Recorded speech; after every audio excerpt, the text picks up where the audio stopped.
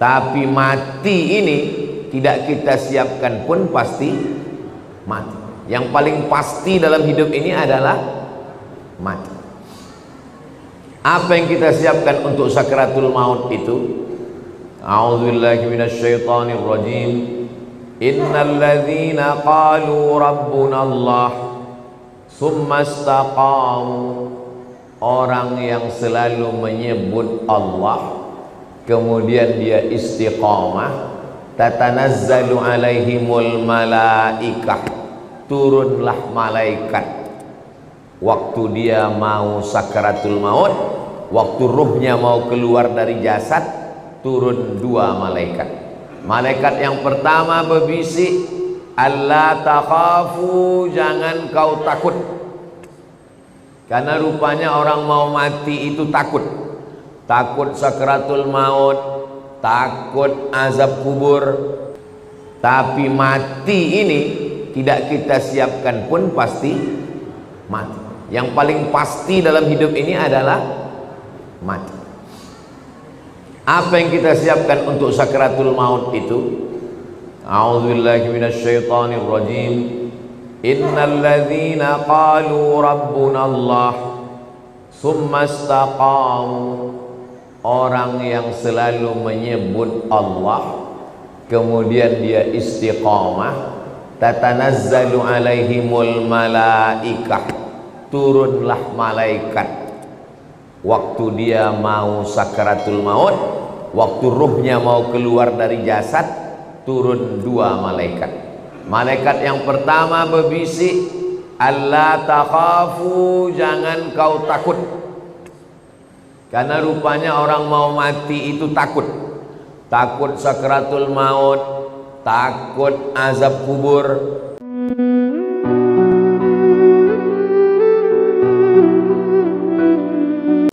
Yang mau kita bahas subuh ini adalah perjalanan kita berikutnya. Kalau haus, minum. Kalau lapar, makan. Kalau kepanasan, hidupkan kipas, hidupkan AC. Kalau kedinginan, pakai jaket. Selalu ada langkah antisipasi. Nah, yang mau kita hadapi ke depan ini apa? Yang akan kita hadapi nanti adalah yang pertama, sakaratul maut. Apa yang perlu kita siapkan untuk sakaratul maut ini? Banyak orang menghadapi pensiun udah siap. Saya Pak Ustadz untuk pensiun ini udah saya siapkan 100 pintu kos-kosan Pak Ustadz. Banyak betul Pak, baru pintunya aja Pak Ustadz. Yakin betul dia malaikat maut itu datang setelah pensiun. Tidak salah, tak ada salahnya orang yang menyiapkan ruko, menyiapkan kos-kosan. Bagus, tidak salah. Itu ikhtiar. Tapi tak banyak yang mempersiapkan untuk sakaratul maut. Siap-siap untuk pensiun, belum tentu jadi. Belum tentu, bisa jadi sebelum pensiun sudah mati. Tapi mati ini tidak kita siapkan pun pasti mati. Yang paling pasti dalam hidup ini adalah mati. Apa yang kita siapkan untuk sakratul maut itu? A'udzubillahi minasyaitonir rajim. Innal ladzina qalu rabbuna Allah tsumma istaqamu, orang yang selalu menyebut Allah kemudian dia istiqamah, tatanazzalu alaihimul malaikah, turunlah malaikat waktu dia mau sakaratul maut, waktu ruhnya mau keluar dari jasad, turun dua malaikat. Malaikat yang pertama berbisik, alla takhafu, jangan kau takut. Karena rupanya orang mau mati itu takut. Takut sakaratul maut, takut azab kubur, takut mungkar nakir, takut titian siratal mustaqim, takut hisab, takut neraka, takut. Maka datang malaikat membisikkan, Allah takhafu, jangan kau takut. Perasaan yang kedua orang yang sakratul maut itu, wala tahzanu, jangan sedih. Rupanya orang yang mau mati itu perasaannya sedih.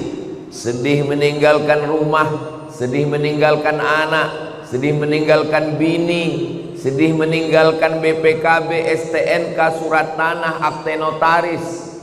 Sedih. Apa kata malaikat? Wala tahzanu, jangan kau sedih. Takutnya hilang, sedihnya melayang. Waktu itu hatinya kosong. Ketika itu malaikat membisikkan yang ketiga. Apa kata malaikat? Wa abshiru bil jannati allati kuntum tu'adun. Berbahagialah engkau mendapatkan surga yang dijanjikan Allah Subhanahu wa taala. Mudah-mudahan kita termasuk yang mati husnul khatimah, insyaallah. Apa syaratnya? Apa syaratnya supaya kita dapat macam yang disebutkan dalam ayat ini? Syaratnya kata Allah, qalu rabbunallah tsumma istaqam. Istiqamah menyebut Allah. Bisa subhanallah, bisa alhamdulillah, bisa Allahu akbar, bisa la haula wala quwata illa billah. Afdalu dzikri fa'lam annahu la ilaha illallah. Makanya orang kalau dia ikut tarekat Naqsabandiyah, zikirnya Allah Allah Allah Allah Allah Allah Allah Allah Allah Allah. Alladzina yadhkuruna Allah, orang yang menyebut Allah qiyaman, waktu tegak, wa qu'udan, waktu duduk, wa ala junubihim, waktu berbaring.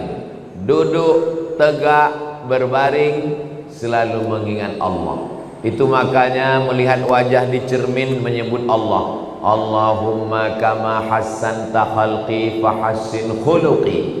Masuk masjid menyebut Allah. Allahumma ftahli abwaba rahmatik. Keluar masjid menyebut Allah. Allahumma inni as'aluka min fadlik. Masuk ke WC menyebut Allah. Allahumma inni a'udzubika minal khubuthi wal khaba'is. Mau tidur menyebut Allah. Bismika Allahumma ahya. Yang dibaca, mau tertidur dia nanti. Jadi kalau mau husnul khatimah, jangan berhenti menyebut Allah, Allah, Allah, subhanallah, walhamdulillah, la ilaha illallah, wallahu akbar. Macam mana sakitnya mati itu? Nabi Isra Mi'raj berjumpa dengan yang orang sudah mati beribu tahun. Sudah berapa lama kalian mati? Ribuan tahun. Macam mana rasanya mati itu? Macam kambing dikuliti hidup-hidup, macam mata kail pancing ditarik dari kulit yang basah, macam tebasan pedang beratus kali di tempat yang sama. Makanya kita selalu berdoa dalam doa selamat, Allahumma hawwin alaina fi sakaratil maut. Ringankan kami waktu sakaratul maut. Tulis di YouTube itu sakratul maut titik. Nampak nanti orang yang mati, pembawa acara TV mati, orang sedang pidato mati, yang paling banyak mati orang yang sedang angkat berat, rupanya tak tahan jantung itu mati, orang sedang jogging mati. Nah, jadi mati ini kapan saja bisa terjadi. Apakah orang yang mati semalam itu sehari sebelumnya sadar dia mau mati? Tidak. Tiba-tiba aja datang kematian itu. Wajaa, datang dia sakratul mauti bil haq. Dia datang tiba-tiba. Hari ini kita usap kepala anak yatim, besok pagi kepala anak kita diusap orang sebagai anak yatim. Hari ini saya bicara mati, bisa jadi belum selesai tausiah ini saya sudah mati. Maka jangan pernah takut cerita tentang mati, karena kita semua akan mati. Kita sekarang hidup, resiko hidup adalah mati.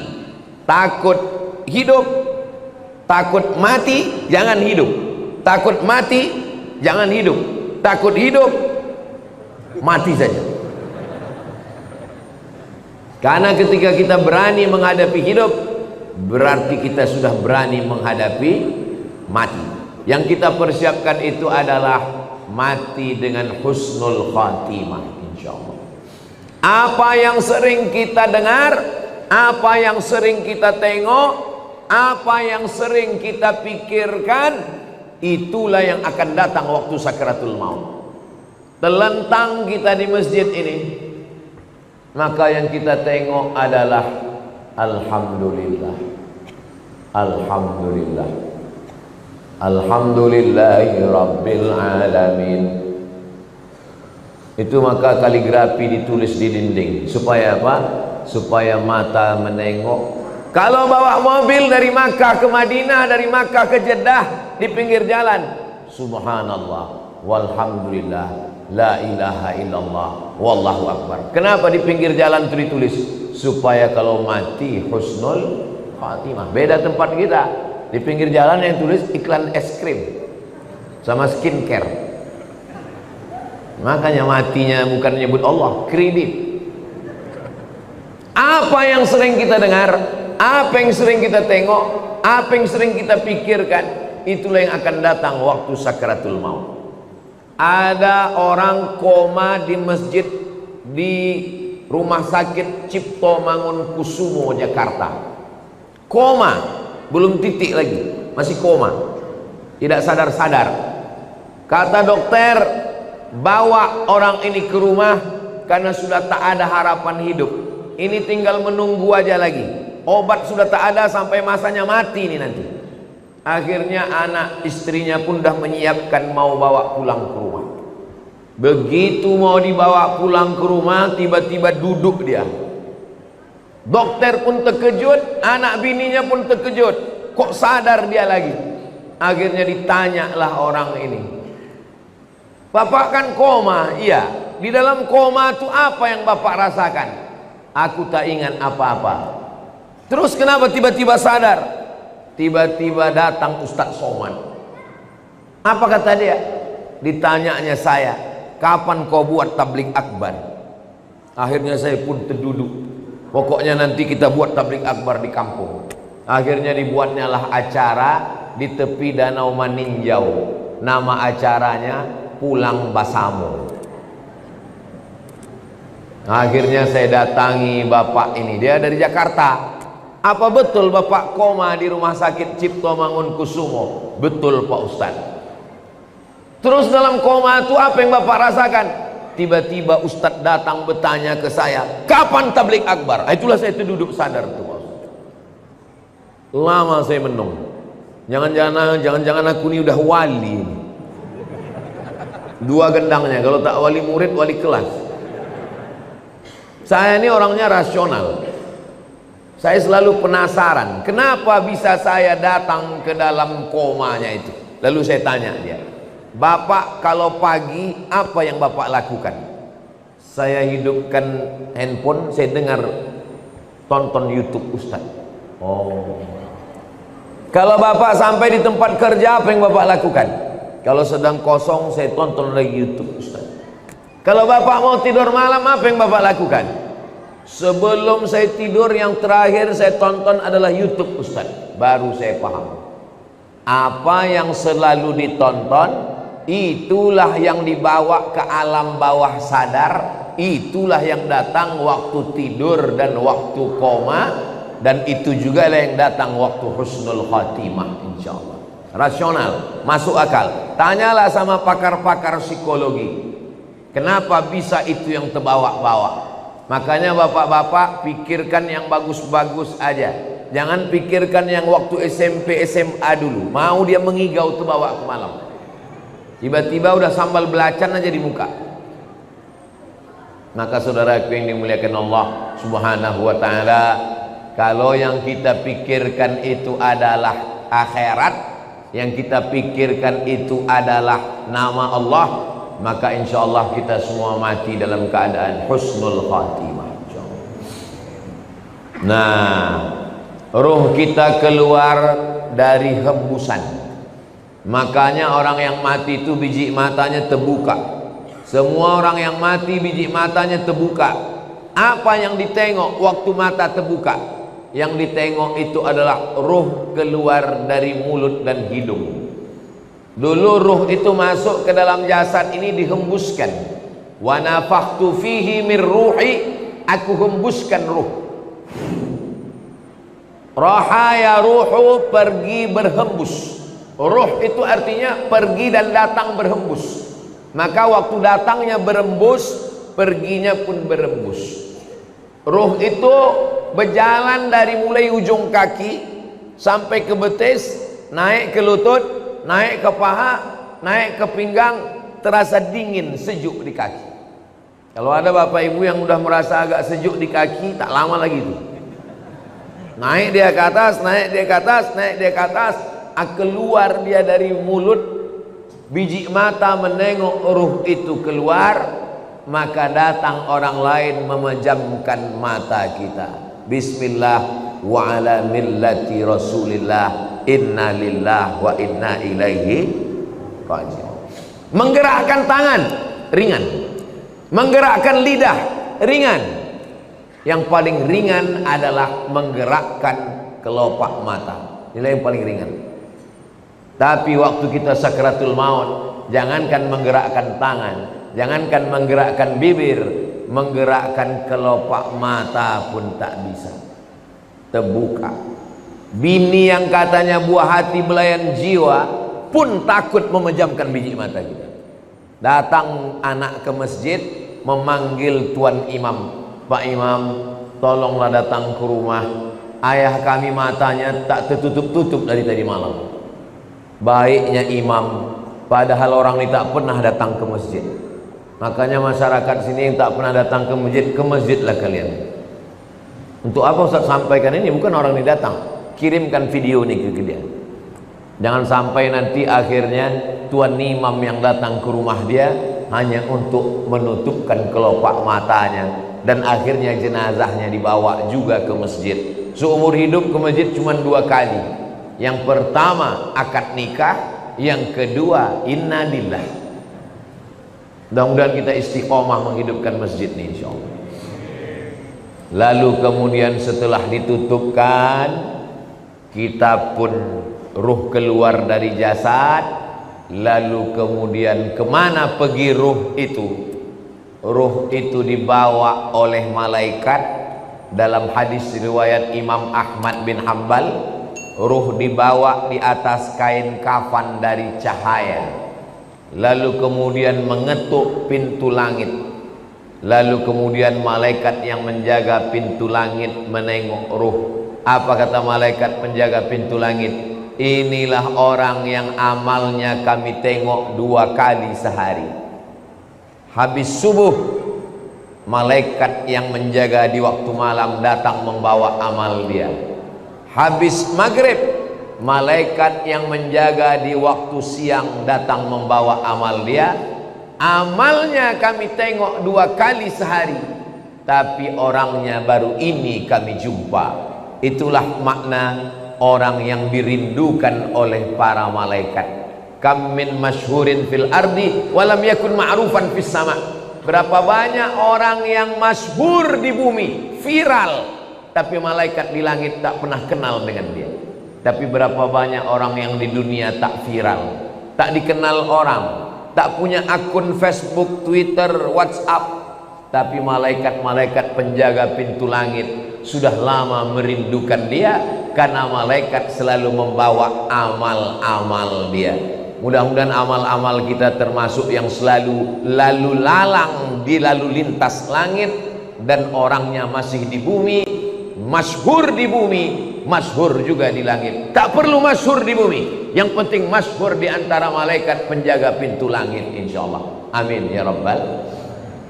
Ini malaikat yang ikut sholat subuh bersama kita ini, habis itu dia bawa amal kita. Lalu malaikat penjaga pintu langit menengok, Oh, amal si fulan tahajud tadi malam, amal si fulan sholat sunat hajat tadi malam, amal si fulan berzikir tadi malam, amal si fulan sholat subuh berjamaah. Amalnya ditengok malaikat tiap hari, tapi orangnya masih berjalan di atas muka bumi sampai akhirnya kita pun mati, lalu ruh itu dibawa oleh para malaikat. Kenapa ada orang yang waktu penutup mukanya dibuka tersenyum? Kata Ustaz Somad, mati itu sakit. Kenapa ada orang yang mati tersenyum? Karena sebelum dia mati, malaikat mengepakkan sayapnya, lalu di sayap itu dia sudah menengok tempatnya di surga. Begitu nampaknya tempatnya di surga, tersenyum dia. Saat dia tersenyum itulah malaikat mencabut nyawanya. Maka ada yang mengalahkan sakit. Yang mengalahkan sakit adalah menengok tempat di surga. Mudah-mudahan kita termasuk orang yang menengok tempat kita sebelum kita mati. Ustaz Somad sudah pernah menengok tempat Ustaz di surga.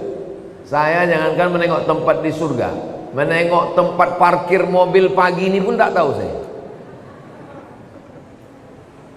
Karena menengok tempat di surga itu nanti ketika kita mau sakratul maut. Masa iya Pak Ustadz, sakitnya mati bisa dikalahkan? Itu logikanya begini, rasionalnya begini. Ibu habis melahirkan anak, sobek dagingnya, mohon maaf, sakit. Tak usah saya ceritakan sakitnya. Nanti kalau saya ceritakan ibu-ibu, alah macam pernah aja Ustadz itu. Ibu sedang terbujur sekarang di rumah sakit, baru saja disobek dokter kulitnya, koyak mengeluarkan bayi. Tak lama kemudian datang bidan membawakan bayi, lalu ibu pun menggendong anak itu. Ibu senyum atau tidak? Senyum. Yang saya tanya, sakit atau tak sakit? Inilah hebatnya ibu yang saya tanya, bisa pula bapak tuh merasakan sakit. Kan memang cinta sejati lah orang. Ibu itu baru saja melahirkan anak, nyawa taruhannya, koyak dagingnya, tapi menengok anak tersenyum dia. Begitulah mati itu, sakit, tapi sakitnya kalah. Kenapa? Karena menengok tempat di surga, ditunjukkan Allah. Itu salah satu tanda husnul khatimah. Orang yang husnul khatimah itu irqul jabin. Irqul jabin, berkeringat jabin di atas kening atasnya. Kenapa? Kenapa orang yang mati husnul khatimah itu berkeringat di atas jabin ini? Karena malu. Biasanya orang kalau malu kan merah wajahnya karena tersipu malu. Maka orang yang meninggal menengok tempatnya di surga, malu dia. Karena amalnya tak seberapa. Aku amalku rasanya tak seberapa. Kenapa besar kali balasan yang kau kasih ya Allah? Maka salah satu tandanya adalah irqul jabin, keluar macam keringat kecil di atas. Tapi jangan pula gara-gara ini biar supaya suami ibu disangka husnul khatimah, begitu mati langsung semprotkan air ke keningnya. Itu tak usah dibuat-buat. Serahkan aja kepada Allah Subhanahu wa ta'ala. Ini yang saya sampaikan ini menurut hadis-hadis yang sahih, supaya kita bersiap-siap. Maka jangan lupa berzikir. Zikir ini banyak kali Pak Ustadz. Kata guru saya Syekh Umar Al-Ma'ruf Ali, dia keturunan dari Syekh Muhammad Tayyib. Syekh Muhammad Tayyib ini murid langsung dari Syekh Muhammad bin Abdul Karim Samman dari Madinah. Kata dia, Abdul Somad, kalau kau payah memilih-milih zikir yang banyak, kau amalkan aja 3. Yang pertama istighfar, yang kedua solawat, yang ketiga la ilaha illallah. Istighfar itu membersihkan cawannya. Ini cawan kotor, kalau dituang air zam-zam ikut jadi kotor. Bersihkan dulu, membersihkan cawannya dengan istighfar. Astaghfirullahaladzim, astaghfirullahaladzim, astaghfirullahaladzim, astaghfirullahaladzim, astaghfirullahaladzim.